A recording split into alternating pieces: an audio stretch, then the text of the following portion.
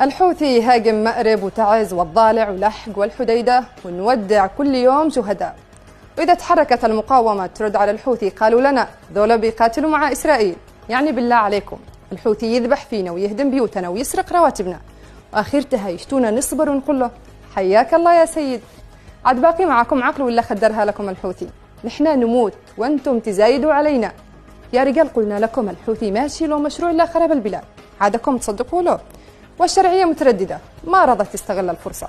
فالحرب فرص، والذكي يستغل الفرصة ويقضي على خصمه وينهي انقلابه ويستعيد دولته، لا يتردد. فالذي بدأ بالتمرد والانقلاب هو الحوثي، وهو الذي هاجم اليوم والبادئ أظلم. يا ناس، الحوثي عدو اليمنيين وبندقه مصوب لقلوبنا. ومع هذا عد بعض الناس مصدقين إن الحوثي مشروع وطني، أهم إنجازاته مقابر مفتوحة، مستشفيات بدون أدوية، كبايات بلا حدود. ما شاء الله على المشروع الحضاري. ويقولوا على اليمني الذي يرفع السلاح ضد الحوثي دفاعا عن عرضه مرتزق، والحوثي الذي يحرق البلاد والعباد سيد ومجاهد. صار الذي يطلب الحرية عميل، والذي يصرخ للعبودية مقاوم حتى آخر راتب مسروق. تبا للموازين المقلوبة، وتبا للعقول المغسولة بالجهل والخرافة.